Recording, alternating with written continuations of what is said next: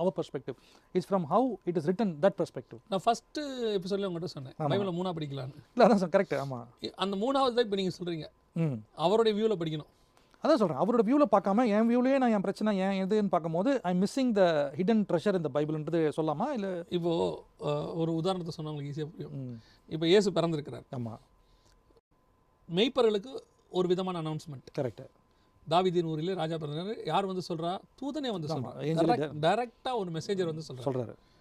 அடுத்து வான சாஸ்திரிகள். ஆமாம், இவங்களுக்கு ஒரு அடையாளம், வானத்தில் ஒரு டிஸ்பிளே. அந்த டிஸ்பிளே யாரும் சொல்லலை, இவங்களா பார்த்து படித்து புரிஞ்சுக்கிறாங்க. ஆமாம்.